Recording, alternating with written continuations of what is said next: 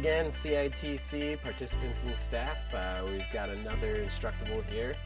It's also a challenge. For this one is going to be a glue making challenge. So I was going to do a type of glue that can be made outdoors as well as indoors. It can be useful for a lot of different things and was some of the oldest glue ever found in history. So what we're going to do today is we're going to collect a little bit of sap. We're going to add some additives to it that we find around the house.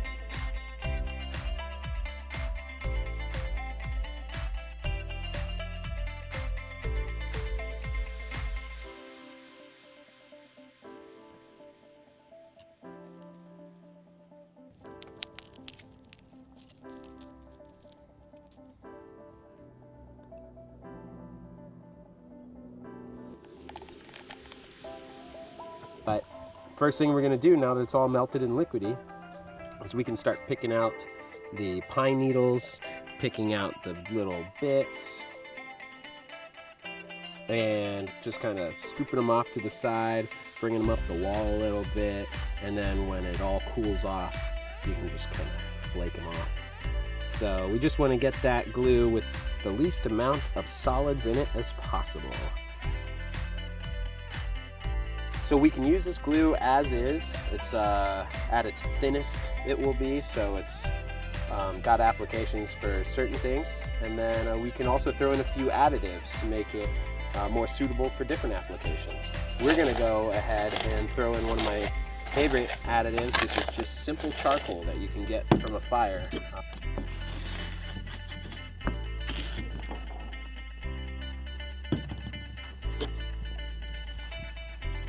And we're just gonna keep adding it in and adding it in until it gets nice and dark. We want it to be inky black. And if you're ever wondering if you put too much in, it's a little bit hard to put too much in. I've even put as much as half and half in, and it really helps make it a lot more dense.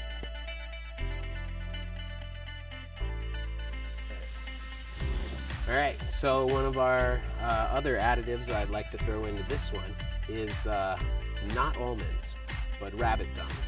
And the reason I use rabbit dung, it's a traditional material. It's the fiber that's in it. And rabbits, they eat their food, it passes through, and then they'll eat it again. And what happens is it makes a lot of nice, really tiny fibers that are devoid of nutrients, and when you add them into the glue mixture, they adhere to the glue a lot better, and it acts as a rebar to help make it a little more structurally shock resistant. So as I'm adding this, what I like to do with the dung is I like to throw it in and stir it up while it's still warm, and as it thickens up, if it is not taffy-like, I keep adding more. As you keep adding it, it starts getting thicker and thicker. And if you can get little chunks while it's hot, like that, then you know you've added enough.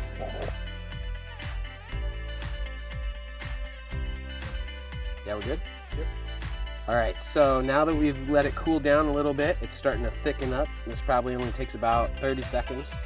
The more glue you have, the longer it takes. So then I'm gonna take a clump, and while this is still really hot, it's still really sticky. So you wanna wet your fingers and pull out a little chunk of this stuff. And as long as your fingers are wet, this stuff won't stick to you, and you can just kind of lightly let it sit on your fingers. And then you can mold it. So it's hydrophobic, so don't worry about getting the glue wet. It's waterproof glue. So all we gotta do with this is mold it around this stick, make it real nice and even, and every time that we heat the sap up, it will get soft and malleable again, and then it will start getting sticky again, and then it'll cool off in anywhere from 5 seconds to 30 seconds, depending on how much glue you need. And so we can just let this cool and harden. We can let it sit right in the water and cool quicker. And whenever we need it, now we can just take a lighter, warm up the spot, pull it off, lay it into where we need, heat it up again, and it'll drive down into it. And it's a great thing for a lot of different applications. And it's already hardening up to the point where it's, you know, nice and stiff. So the charcoal and the dung, great additives, adds to the shock resistance and the density of it. And so there we have the glue challenge. We've got this nice finished product. It's cooled down. We can use it whenever we need it. A fun little process. Try it at home and try different additives. Eggshells were another good one. Fat is another good one.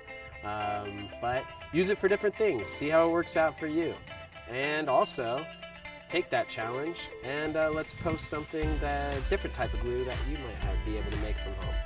So thanks for watching, and get out and enjoy. Get out and enjoy. And if you ever see almonds on my shelf, make sure to look twice.